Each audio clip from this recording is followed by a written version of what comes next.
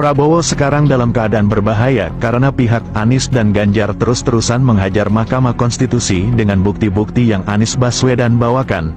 Untuk sementara ini, kubu Anies dan Ganjar merasa di atas angin. Baru-baru ini ada berita sangat mengejutkan tentang Prabowo Gibran.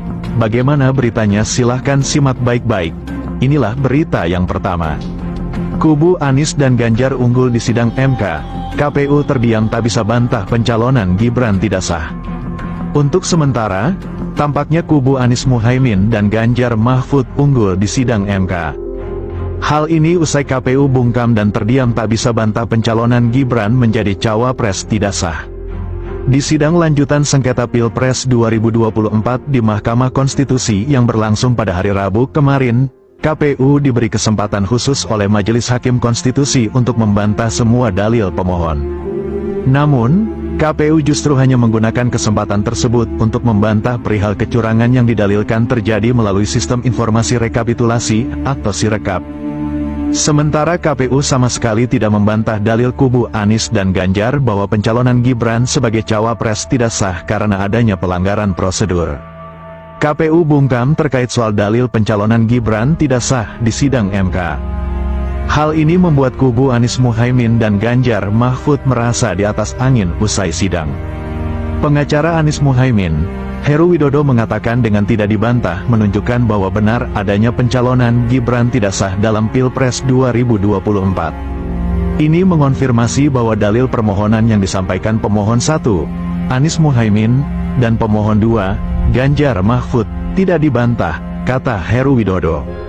Dengan tidak dibantah maka dalam hukum acara itu merupakan sesuatu yang terbukti dan diakui, sambungnya. Pengacara Ganjar Mahfud, Magdir Ismail, juga menegaskan bahwa petitum, gugatan mereka agar Gibran didiskualifikasi karena pencalonannya tidak sah tidak dibantah sama sekali oleh KPU dalam sidang hari ini. Menurutnya, tindakan KPU ini akan membawa konsekuensi yang serius terhadap status Gibran. Bahkan tidak ada saksi dan juga tidak ada ahli yang membenarkan bahwa pencalonan Gibran itu bisa dianggap benar secara hukum, kata Magdir. Terpisah, Ketua KPU Hashim Asyari tak memberikan penjelasan gamblang mengapa pihaknya tidak membawa saksi dan ahli lain berkaitan dengan dalil-dalil selain permasalahan Sirekap. Soalnya, untuk menjawab dalil yang pencalonan Gibran Rakabuming Raka itu kan SK KPU-nya sudah diuji, misalkan digugat beberapa pihak di PT UN, sebut Hashim kepada wartawan. Dalam gugatannya ke MK, baik Anies Muhaimin dan Ganjar Mahfud sama-sama meminta agar pasangan Capres-Cawapres nomor urut 2, Prabowo Gibran didiskualifikasi. Gibran dianggap tak memenuhi syarat administrasi, sebab KPU memproses pencalonan Gibran menggunakan peraturan KPU nomor 19 tahun 2023. Dalam PKPU itu, syarat usia minimum masih menggunakan aturan lama sebelum putusan MK, yakni 40 tahun.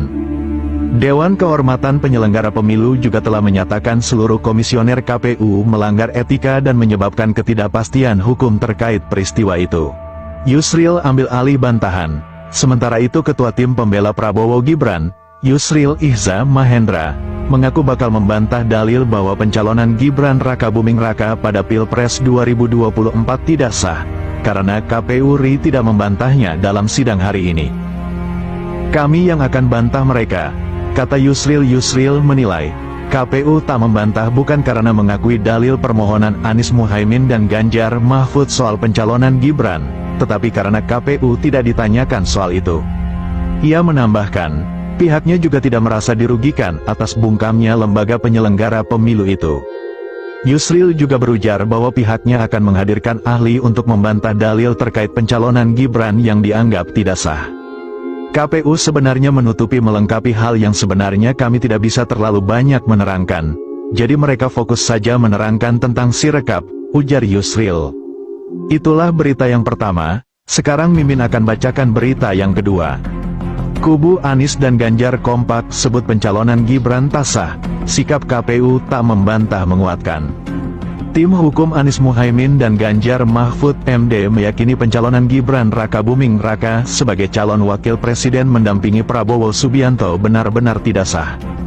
Pada kesempatan yang sama, kuasa hukum Ganjar Mahfud, Magdir Ismail juga menegaskan bahwa petitum atau gugatan mereka agar Gibran didiskualifikasi karena pencalonannya tidak sah tidak dibantah sama sekali oleh KPU RI dalam sidang hari ini.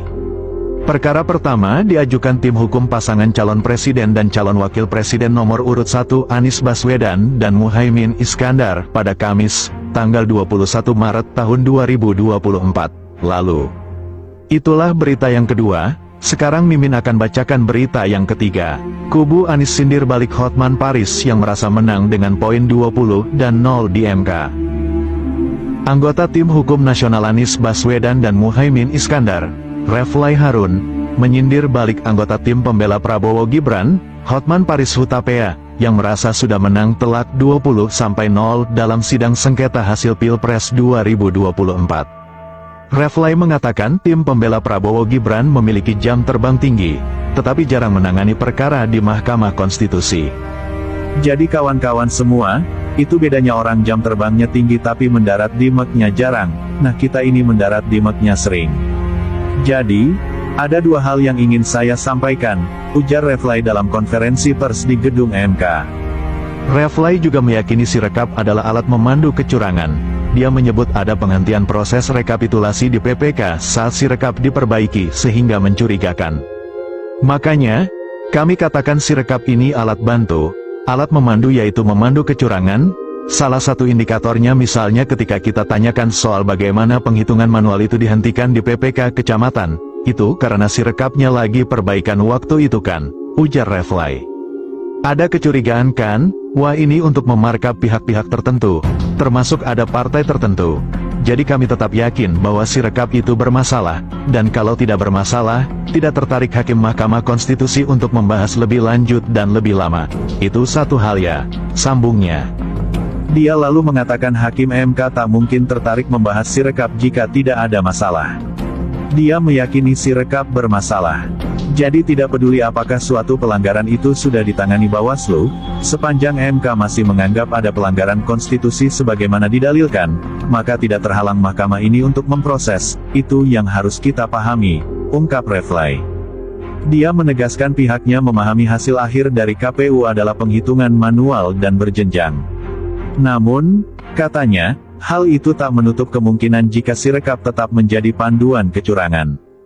Tidak ada yang bisa mengontrol 823.000 lebih TPS tersebut, makanya alat bantunya adalah Sirekap. Tapi kalau Sirekap bermasalah kita nggak punya panduan, kita tidak punya patokan, bagaimana yang benarnya itu satu sisi dan mudah-mudahan nanti sisi lain termasuk juga hal-hal lain yang akan berkembang setelah ini, ujarnya. Sebelumnya, Hotman merasa sudah menang 20-0 melawan Anies dan Ganjar di MK. Dia mengatakan Sirekap yang dipermasalahkan oleh Anies dan Ganjar bukan merupakan dasar perhitungan suara dan penetapan hasil Pilpres 2024 oleh KPU.